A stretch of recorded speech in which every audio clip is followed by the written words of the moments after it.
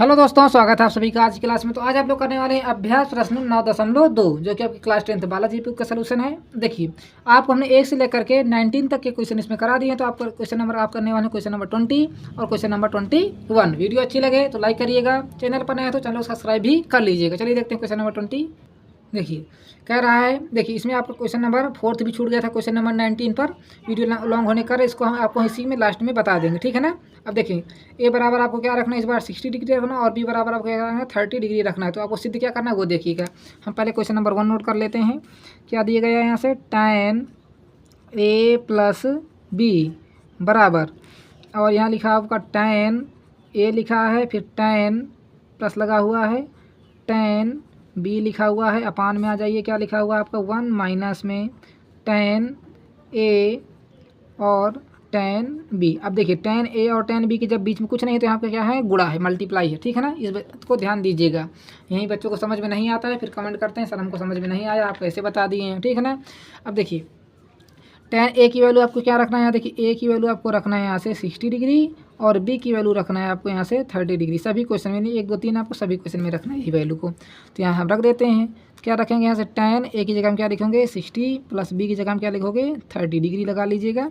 इधर आ जाते हैं tan ए, तो ए की जगह हम क्या लिखोगे 60 डिग्री, फिर प्लस लगाओगे, बी की जगह हम क्या लिखोगे यहाँ से tan 30 डिग्री लिखोगे।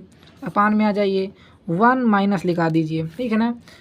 tan ए, तो tan हमारा कितना है 60 डिग्री, मल्टीप्लाई लगाइए tan बी कितना है हमारा यहाँ से 30 डिग्री है।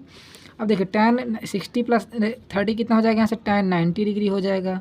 और tan 90 डिग्री की वैल्यू कितनी होती है, इन्फानाइट होती है, ठीक है ना, अनंत होती है। इक्वल टू लगा लीजिए, tan 60 की वैल्यू कितनी होती है 1 अपान में √3 होती है आपकी। tan 60 की वैल्यू कितनी होती है √3 होती है। फिर प्लस लगाइए, tan 30 की वैल्यू कितनी होती है 1 अपान में √3 होती है, ठीक है ना। अपान में आ जाइए 1 लगा दीजिए, उसी प्रकार माइनस लगा tan 60 की वैल्यू कितनी होती है यहाँ से √3, फिर मल्टीप्लाई लगा दीजिए, tan 30 की वैल्यू कितनी होती है 1 अपान में √3 होती है, ठीक है ना। यदि आप इसको आगे देखो तो कितना हो जाएगा √3 अपान में मान लीजिए 1 लिखा है, फिर प्लस लगाइए 1 अपान में क्या लिखा है आपका √3 लिखा हुआ है। अपान में आ जाइए, देखिए क्या लिखा हुआ 1 लिखा, माइनस लगाइए। अब देखिए कुछ चीज़ें कट रही हैं, क्या यहाँ √3 से हमारा √3 कट जाएगा तो कितना हो जाएगा 1, केवल 1 ही तो बचेगा यहाँ पर 1 और यहाँ 1, तो यहाँ कितना हो जाएगा आपका फाइनली 1 का 1 में मल्टीप्लाई कराओगे तो 1 हो जाएगा, ठीक है ना। अब इसको ऊपर सॉल्व करने की आपको जरूरत नहीं है। देखिए यहाँ से अभी देखो तो tan 90 की वैल्यू कितनी होती है इन्फानाइट, यहाँ लिख देंगे हम अनंत लिख देंगे, इक्वल टू लगा देंगे। क्या लिखा आपका √3 अपान में 1 प्लस 1 अपान में √3, उसी प्रकार लिख दो। अपान में आ जाइए, इसको सॉल्व करना चाहते तो कर लीजिए, कोई मतलब नहीं होगा। 1 माइनस 1 कितना हो जाएगा आपका 0। अब देखिए किसी संख्या के नीचे यदि आपका 0 आ जाए बटे में तो वो भी किसके बराबर हो जाएगा, इन्फानाइट के बराबर हो जाएगा। यदि आपको देखिए 1 अपान में 0 आ जाए तो किसके बराबर, इन्फानाइट के बराबर। यदि 0 अपान में 1 आ जाए तो कितना हो जाएगा आपका, ये 0 हो जाएगा, ठीक है ना। इस बात को ध्यान दीजिएगा, ये मोस्ट इंपॉर्टेंट है। इसको इन्फानाइट बना लेते हैं, नोट कर लीजिए, यहाँ तक आपको यहाँ से प्रूव्ड हो जाएगा। प्रूव कर लीजिए क्वेश्चन को, यहाँ से क्वेश्चन नंबर 1, और ये बहुत ही इंपॉर्टेंट क्वेश्चन भी है, पेपर में आने इसके चांस भी हैं, इसको इंपॉर्टेंट में टिक करिएगा, ठीक। अब देखते हैं आगे नेक्स्ट क्वेश्चन, क्वेश्चन नंबर कौन सा आपका सेकंड। देखिए हमने सेकंड पार्ट नोट कर लिया है, थोड़ा सा दिख नहीं रहा होगा तो इसके लिए माफ़ी। देखिए क्वेश्चन नंबर सेकंड आप बुक से भी पढ़ सकते हैं, नोट आपके सामने साफ साफ साफ। अब a प्लस बी रखना है तो a की इक्वल टू में आपका कितना रखना है 60, बी इक्वल टू में कितना 30 डिग्री। तो यहाँ लिख देंगे हम साइन a की जगह हम क्या लिखोगे 60 और प्लस बी की जगह हम क्या लिखोगे 30 और डिग्री लगा लीजिए। इधर आ जाइए, देखिए ये सारे क्या आपके फार्मूले हैं, ऊपर से नीचे तक आपके जितना भी लिखा हुआ है सारा फार्मूला ही लिखा हुआ है, ठीक है ना। साइन ए तो यहाँ लिखोगे आप साइन 60 लिखोगे, कॉस बी लिखा तो यहाँ से क्या लिखोगे 30 लिखोगे, फिर प्लस लगाओगे। कॉस ए, तो कॉस ए की जगह हम क्या लिखना 60, तो यहाँ लिख देंगे कॉस 60 डिग्री, मल्टीप्लाई लगाओगे, देखिए आपको मल्टीप्लाई है बीच में, ठीक है ना, इन दोनों के बीच मल्टीप्लाई है। और साइन बी, तो साइन बी की जगह हम क्या लिखोगे यहाँ से 60 डिग्री, सभी की वैल्यू रख दीजिए। तो यहाँ से लिखना आपको क्या लिखना है साइन 60 कितना हो जाएगा 90, यानी 90 डिग्री यानी 90 अंश, बराबर लगाइए। साइन 60 की वैल्यू बताइए कितनी होती है √3 अपान में 2, यहाँ लिख देंगे हम √3 अपान में 2, मल्टीप्लाई लगाएंगे। कॉस 30 की वैल्यू भी कितनी होती है √3 अपान में 2, लिख दीजिए फिर। तो √3 अपान में 2 प्लस लगाओ, cos 60 की वैल्यू कितनी होती है, जो sin 30, देखिए हमने क्या लिख दिया, sin b की जगह हम क्या लिखना था, हमको 30 लिखना था, यही मिस्टेक हो जाती है, ठीक है ना। तो cos 60 की वैल्यू कितनी होती है, 1/2, फिर मल्टीप्लाई लगाइए और यहाँ से हम ब्रैकेट में लिख लेते हैं इसको, ठीक है ना। और sin 30 की वैल्यू भी कितनी होती है, 1/2 होती है। क्लियर हो रहा है। sin 90 की बताइए वैल्यू कितनी होती है, sin 0 की तो 0 और sin 90 की वैल्यू कितनी होती है आपकी 1 इक्वल टू लगा लीजिए। √3 का √3 से मल्टीप्लाई कराओगे 3 हो जाएगा, तो यहाँ लिख देना आपको 3, 2 का 2 से मल्टीप्लाई कराओगे 4 हो जाएगा, फिर प्लस लगा लो, 1 का 1 से कराओगे 1 और 2 का 2 से कराओगे 4। अब देखिए भिन्न तो सॉल्व, ये तो भिन्न एक प्रकार का बन गया है, तो भिन्न किस प्रकार आपको सॉल्व करना होता है, देखिए यहाँ आपको क्या एलसीएम कितना आ जाएगा 4 और नीचे देखिए भिन्न तो डिनोमिनेटर सेम होता है, जब आपके हर सेम तो अंश जुड़ जाता है, तो यहाँ के रख दो 3 और यहाँ लिख देना आपको 1।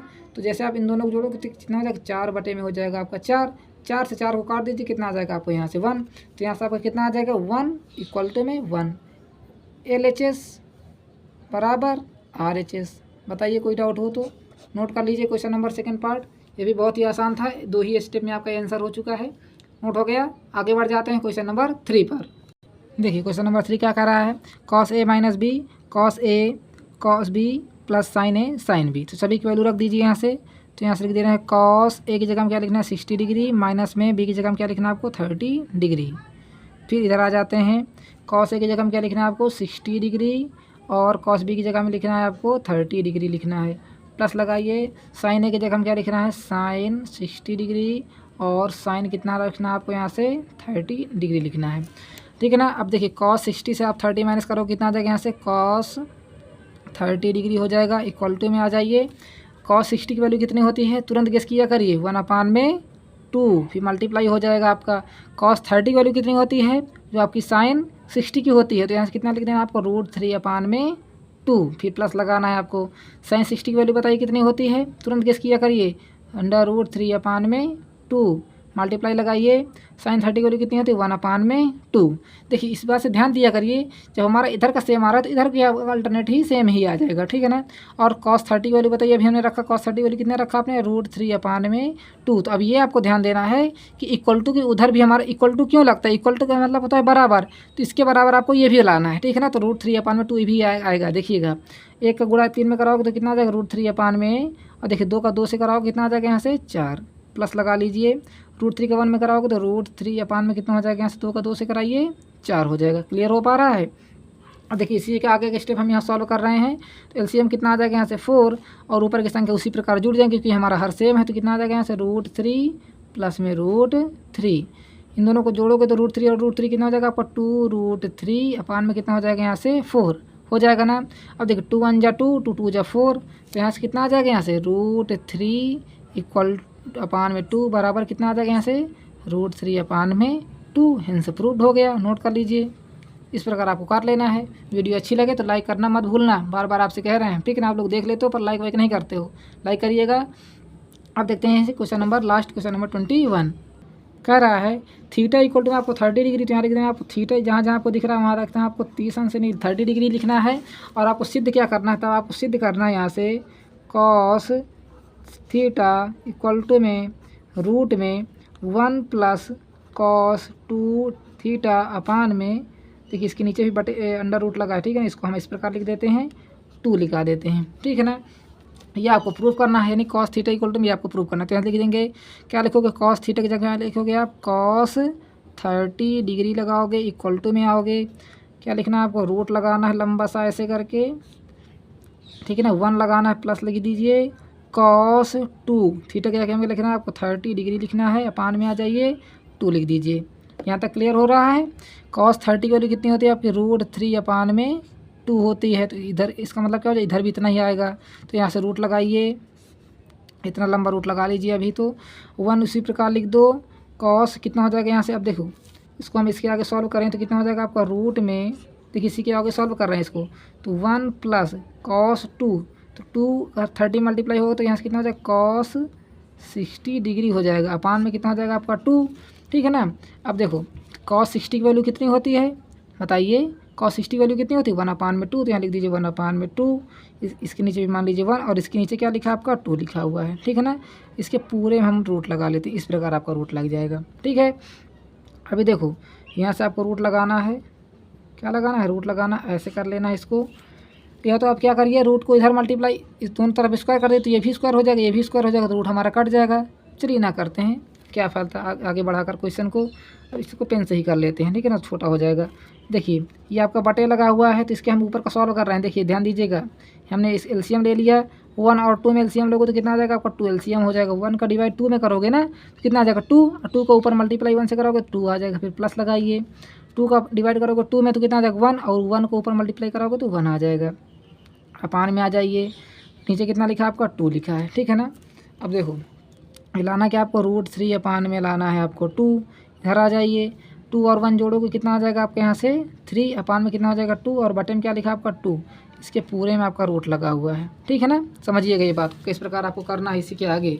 अब देखो इसके यदि हम आगे सॉल्व करें तो क्या लिखा आपका 3 अपान में 2, और ये 2 इसके डिवाइड में, बटे में डिवाइड ही तो होता है, तो डिवाइड हम लगा लेते हैं, क्या लिख देते हैं 2, और इसके नीचे मान लेते हैं 1। तो यदि हम इसके आगे सॉल्व करें तो कितना हो जाएगा आपका, ये √3 अपान में 2 डिवाइड से मल्टीप्लाई में चेंज कर दे तो 1 अपान में कितना हो जाएगा आपका 2 हो जाएगा ना, 1 अपान में 2। तो जैसे आप देखो क्या लाना है आपको, √3 अपान में 2 इक्वल टू में 3 का 1 मल्टीप्लाई कराओगे तो कितना आ जाएगा आपके यहाँ से 3 हो जाएगा, और नीचे देखो 2 और 2, तो यहाँ लिख देंगे हम 2 गुणे में 2। जब आपका रूट में देखिए पेयर मिल जाता है तो पेयर में से हमारे एक बाहर आ जाता है ना, 2 और 2 तो कितना हो जाएगा 2 हमारा रूट से बाहर आ जाएगा, तो किसको लिख सकते हैं हम √3 लिख सकते हैं ऊपर को, और हमारा 2 बाहर आ गए हैं रूट से तो इसको हम अलग लिख लेंगे, ठीक है ना। इसमें हमारे रूट नहीं लगा है 2 में, इसका मतलब क्या हो जाएगा √3 अपान में 2 इक्वल टू कितना हो जाएगा आपका √3 अपान में 2। इनसे प्रूव हो गया क्वेश्चन।